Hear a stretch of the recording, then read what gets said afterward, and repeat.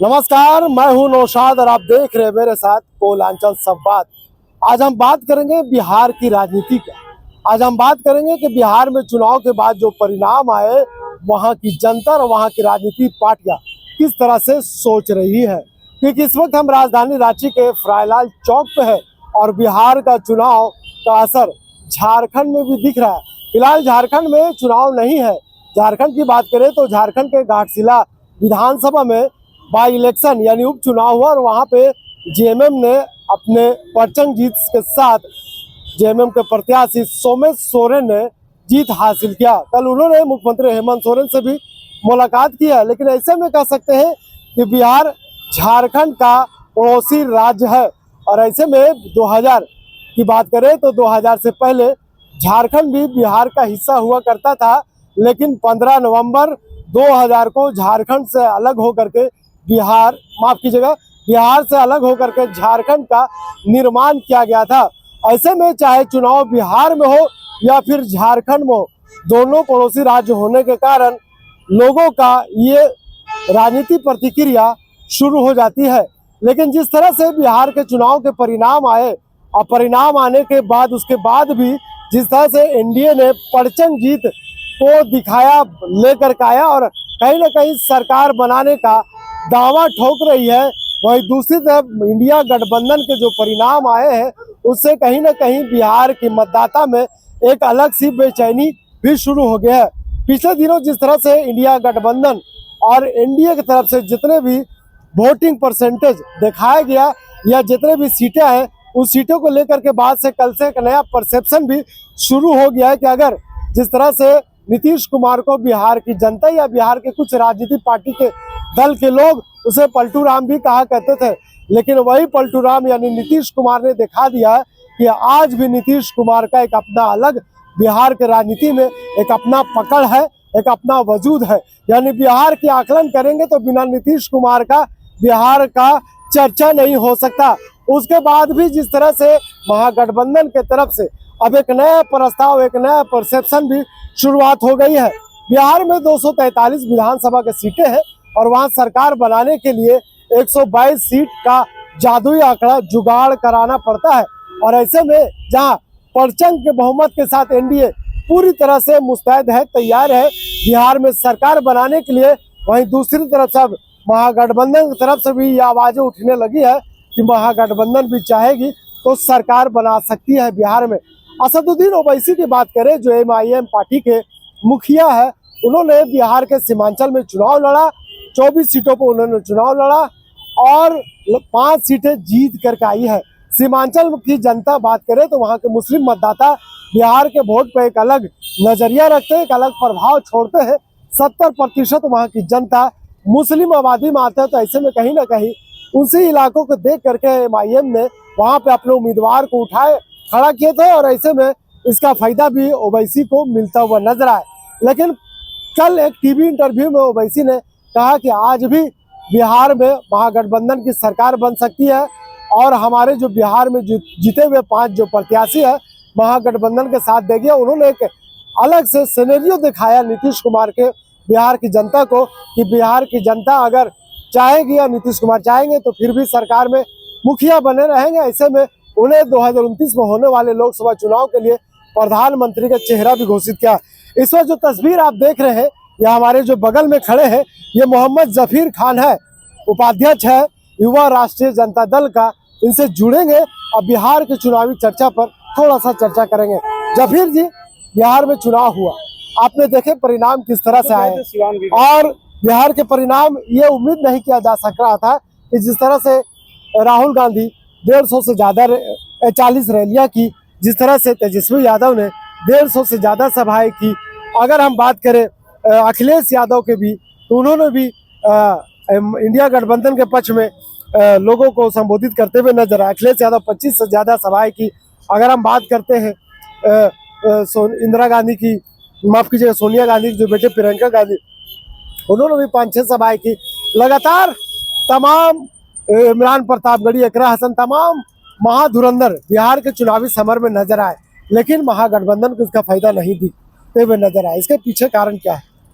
देखिए, कारण कुछ नहीं है। जनता हमेशा बार बार यही आवाज़ बिहार के चुनाव में उठाती रही कि हमें बदलाव चाहिए, लेकिन ये बदलाव किधर बदल के चला गया ये आज हमको देखने को मिल रहा है।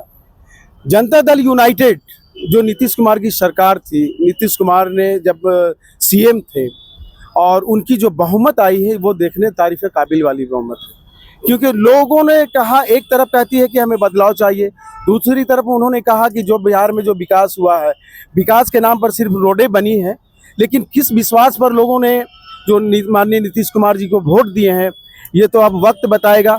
लेकिन बिहार का जो विकास था वो बिल्कुल हमें देखने को नहीं मिला, क्योंकि मैं खुद सिवान गया हुआ था और ओसामा साहब की प्रचार में भी हम लोग थे। वहाँ पर हम लोगों ने देखा कि पलायन की जो व्यवस्था है वो रोकनी चाहिए, और तेजस्वी जी ने इस पलायन का और रोजगार की जो बात लेके चला था कि हम सरकारी रोजगार देंगे और पलायन को रोकेंगे, सरकारी नौकरी भी देंगे और पलायन को भी रोकेंगे, और यहाँ के शिक्षा और स्वास्थ्य के बारे में भी ध्यान देंगे। लेकिन लोगों को दिमाग के अंदर में किस बात का ख्याल आया कि वो भारतीय जनता पार्टी और जदयू के साथ जो है एक अच्छा व्यवहार हुआ और उसके साथ एक अच्छा वोटिंग हुई। चलिए, ख्याल आया। हम पहले आपने भी नीतीश कुमार का अभी तारीफ किया, पहले नीतीश कुमार से भी शुरुआत करते हैं। नीतीश कुमार जिस तरह से बिहार में काम किया, सड़कें का उन्होंने जाल बिछाया, उन क्षेत्र में बिजली पहुंचाया जो बिहार की जनता कभी बिजली का बल्ब नहीं देखा था, बल्ब से निकलते हुए रोशनी नहीं देखा था, वहां तक पहुंचाए। क्या आपको नहीं लगता है कि इसका फायदा नीतीश कुमार को मिला इस बार 2025 के विधानसभा चुनाव में? बिल्कुल नीतीश कुमार को मिलना चाहिए कि जिस गांव में रोशनी नहीं थी वहां तक रोशनी मिली, जिस गांव तक जाने के लिए सड़कें नहीं थी वहां तक लोगों ने सड़कें दिए। लेकिन बात यहाँ पर आके रुकती है, क्या सड़कें और बिजली से अगर इंसान का पेट भर जाएगा या रोजगार मिल जाएगा? तो इस पर बात को खड़ा दिमाग में निकलता है कि रोजगार जो बिहार में होना चाहिए वो नहीं है। एक भी प्लांट नहीं, एक भी फैक्ट्री नहीं बैठी, लोगों को पलायन करने के लिए दूसरे शहर में जाना पड़ रहा था। इसको रोकने के लिए बात यहाँ पर किया जा रहा था। जो आपके आरजेडी के तेजस्वी हमारे यादव ने जो जिस मुद्दा को उठाया था, इस पर उसको फायदा मिलना चाहिए। तो रहा सवाल अब इस बात का कि जो फायदा मिलना चाहिए, चुनाव से पहले जिस तरह से तमाम महागठबंधन के लोगों ने, आपने देखा कि वोटिंग चुनाव आयोग ने घोषणा कर दिया कि यहाँ पे 13 तारीख को वोटिंग होना है, 13 तारीख को रिजल्ट आना है, लेकिन उसके बाद भी आप लोग सीट शेयरिंग को लेकर के मामले उस वक्त उलझते रहे, एक दिन पहले तक उलझते हुए नजर आए, और कहीं ना कहीं जब सीट मिला तो उस पर भी भरोसा नहीं हुआ। दोस्ताना संघर्ष 11 जगह देखने को मिला। लेकिन किस बुनियाद के आधार पर आपके नेता ये कह रहे थे कि हम बिहार में इस बार सरकार बनाएंगे, परचंग बहुमत लेकर के आएंगे? बिल्कुल हम लोग भी उसी उम्मीद पर थे, लेकिन जहां जब चुनाव होती है, जब देश की जनता का भविष्य की बात होता है, तो वहां पर कोई फ्रेंडली नहीं होता है, क्योंकि उस राज्य का विकास के बारे में हम ये सोचते हैं 5 साल बाद आने वाला वक्त फिर वो आएगा कि नहीं आएगा, लोग उसको देख पाएंगे कि नहीं पाएंगे। अगर हम किसी चीज को मजाक में लेते हैं तो उसका बुरा असर पड़ता है, और ये बुरा असर आज राष्ट्रीय जनता दल के साथ हम लोगों को मिला है। और इससे हम लोगों को सीखना भी चाहिए था कि कहीं कहीं पर कुछ चूक होती है जिसकी गलतियां और खामना हमको उजाड़ना पड़ता है। जहां पर लोगों का एक समुदाय की सीट होती है, जहां पर पॉपुलेशन ज़्यादा होता है, तो माननीय तेजस्वी यादव को वहां पर वो सीट देना चाहिए था।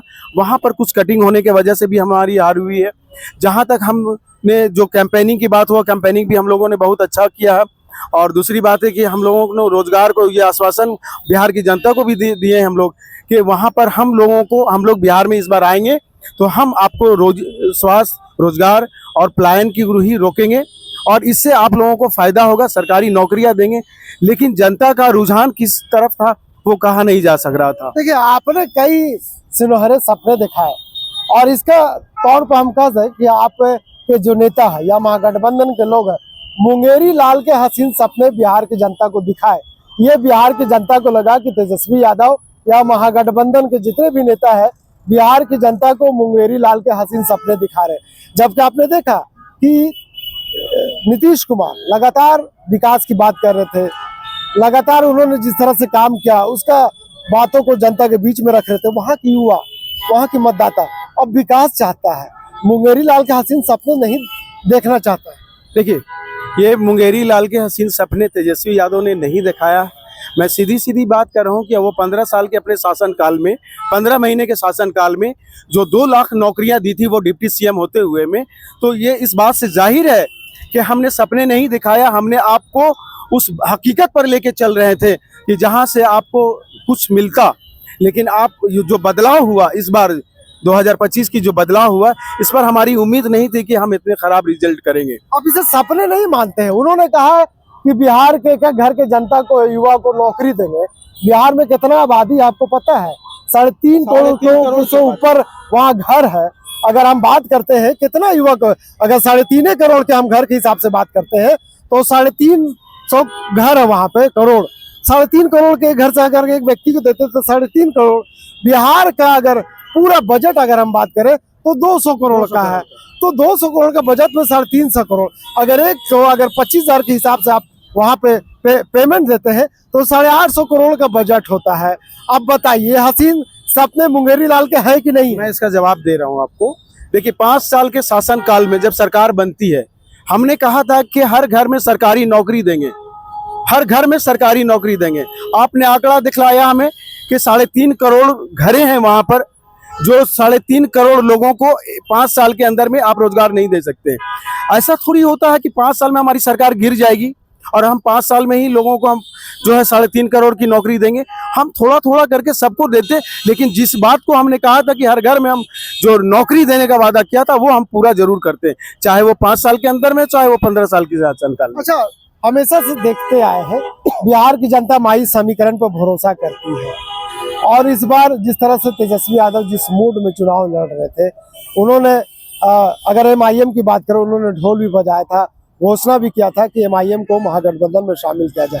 क्या आपको नहीं लगता है कि सीमांचल के क्षेत्र में या जहां जहां MIM चुनाव लड़ी, पूरा लोटिया डुबा दिया महागठबंधन को, तेजस्वी को? मैं इस बात मुस्लिम वोटर उधर भटके हैं। मैं बहुत अच्छी जवाब आपको देना चाह रहा हूँ। मैं भी मेरी भी उम्र हो गई 25 साल 30 साल हमारी राजनीति में, और हमने लोगों को परखा है, देखा भी है और उन लोगों के साथ में रहा भी है। जब देश का या राज्य का विकास होता है ना, तो वहाँ पर अगर हमको लगता है कि मैं दूसरे पक्ष की एंटी चुनाव लड़ रहा हूँ, तो तमाम छोटी पार्टियां जो है वो मिलकर चुनाव लड़ती है। लेकिन आपने देखा है कि MIM भी कहती है कि मैं एंटी BJP हूँ, उसके बाद RJD भी कहता है कि मैं एंटी BJP हूँ, CPI भी कहता है कि मैं एंटी BJP हूँ, और तमाम भी जो छोटी पार्टियां हैं सभी कहते हैं कि एंटी BJP। तो ये जब 2025 की चुनाव बिहार में हो रही थी, इन तमाम लोगों को बैठ के एक साथ एक टेबल में एंटी BJP का चुनाव लड़ना था। तो ये तो साबित भी तो किया ना, MIM पार्टी साबित भी किया। आपके दरवाजे तक गए, 6 सीट मांग रहे थे, आपने दिया क्यों नहीं? अगर आप उनको ले लेते तो कहीं ना कहीं आज परिणाम दूसरा होता।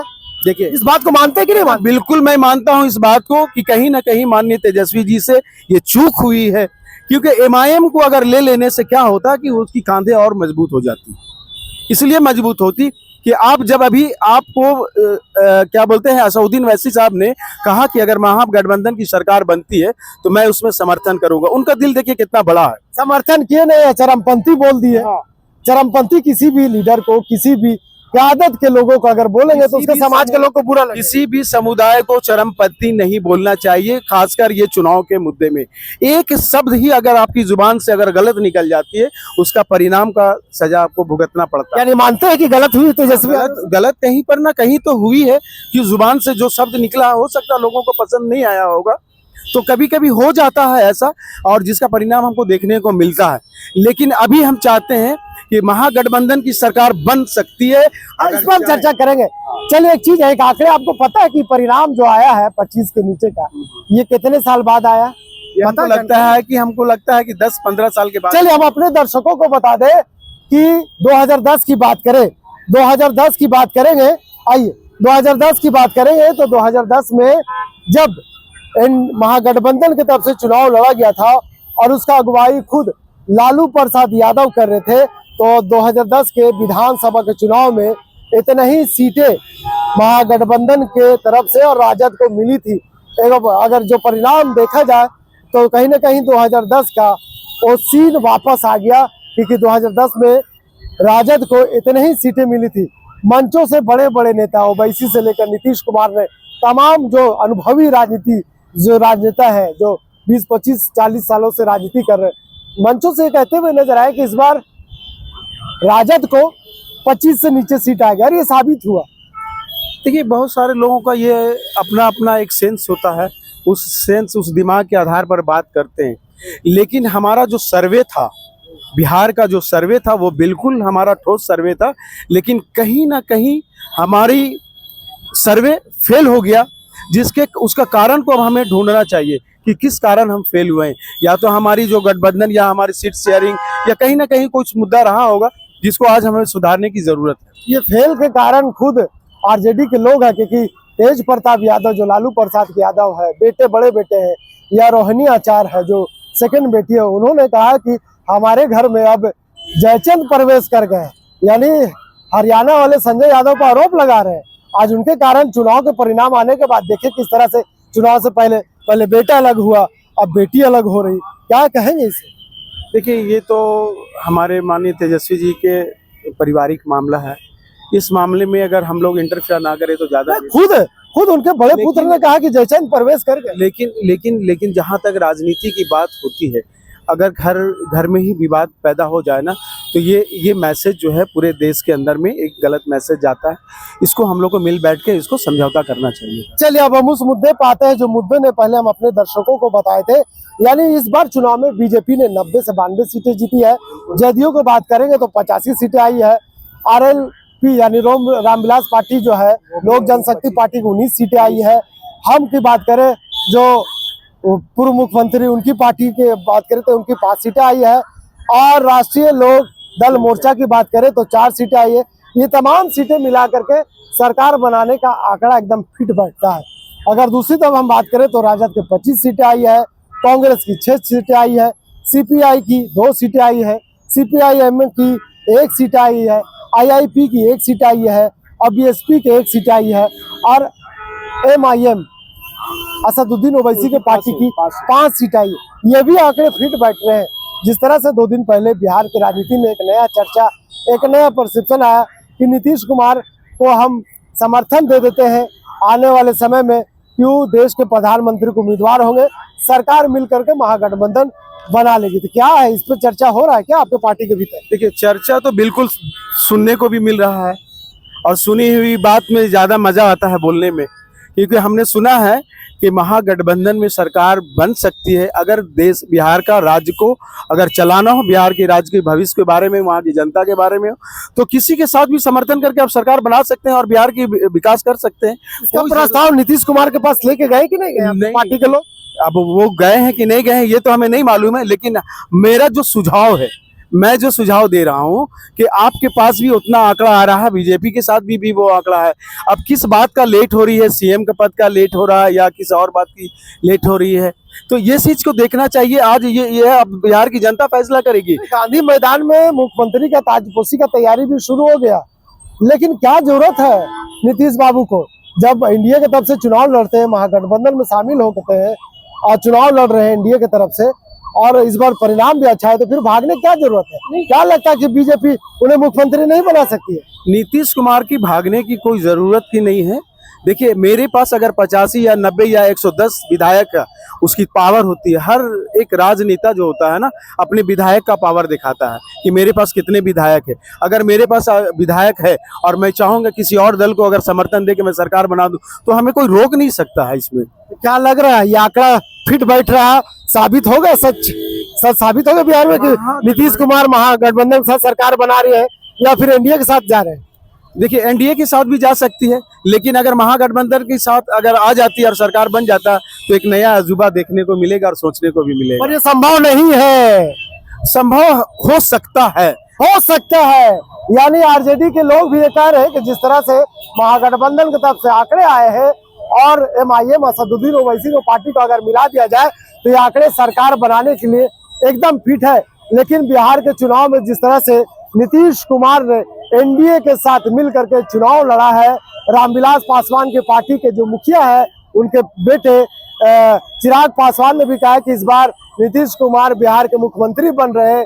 जदयू के तमाम बड़े नेता ने भी कहा है कि इस बार नीतीश कुमार कोई किंतु परंतु नहीं है, बिहार के मुख्यमंत्री बन रहे, क्योंकि नीतीश कुमार का यह आखिरी दाव होगा। और ऐसे में अगर नीतीश कुमार मुख्यमंत्री पद का शपथ ले लेते हैं तो ये 10वां बार बिहार का व्यक्ति होंगे जो राज्य के मुख्यमंत्री पद का शपथ लेंगे। लेकिन ऐसे में जिस तरह से एनडीए की तरफ से जो प्रपोजल दिया जा रहा है, क्या लगता है कि नीतीश कुमार इसे एक्सेप्ट करेंगे या फिर डिनाई करेंगे? महागठबंधन के साथ मिलकर सरकार बनाएंगे या फिर एनडीए के साथ मिल करके बिहार में नया विकास की आधार तैयार करेंगे। फिलहाल 2 दिन के बाद बिहार में मुख्यमंत्री पद का ताजपोशी होना है। पटना के गांधी मैदान में तैयारियां अभी शुरू हो गई है। अब देखने वाली बात यह होगी कि जिस तरह से मीडिया क्षेत्रों में, तमाम सोशल मीडिया में जिस तरह से हवाएबाजी चल रही है, क्या यह सच साबित होता है या फिर नीतीश कुमार एनडीए के साथ मिल करके सरकार बनाएंगे। फिलहाल इस खबर के यहीं तक। वीडियो जर्नलिस्ट फैयाज के साथ मैं नौशाद, कोयला संवाद, रांची।